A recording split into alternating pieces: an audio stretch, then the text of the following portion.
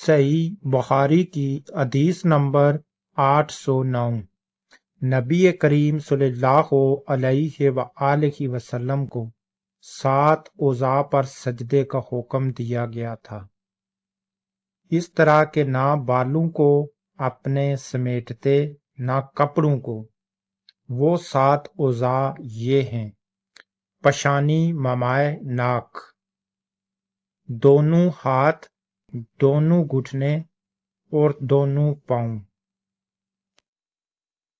اس حدیث میں یہ فرمایا گیا ہے کہ ہمارے نبی حضرت محمد صلی اللہ علیہ وآلہ وسلم کو 7 اعضاء کے ساتھ، جسم کے 7 اعضاء کے ساتھ سجدہ کرنے کا حکم ہوا۔ وہ 7 اعضاء یہ ہیں: 2 پاؤں، 2 گھٹنے، 2 ہاتھ اور 7واں پیشانی ناک کے ساتھ۔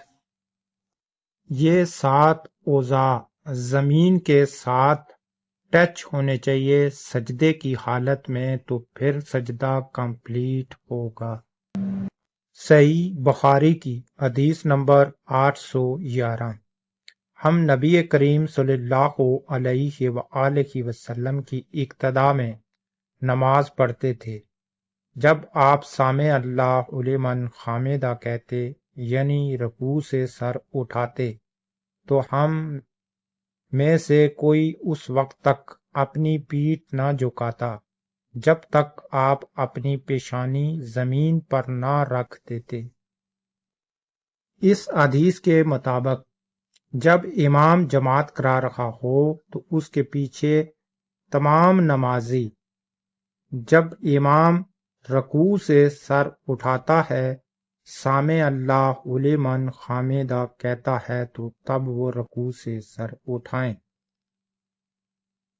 اور پھر اس کے بعد ربنا ولک الحمد کہیں، اور اس کے بعد امام تکبیر کہہ کر سجدے میں جائے تو اس کے بعد وہ اپنی پیٹھ جھکائیں سجدے کے لیے۔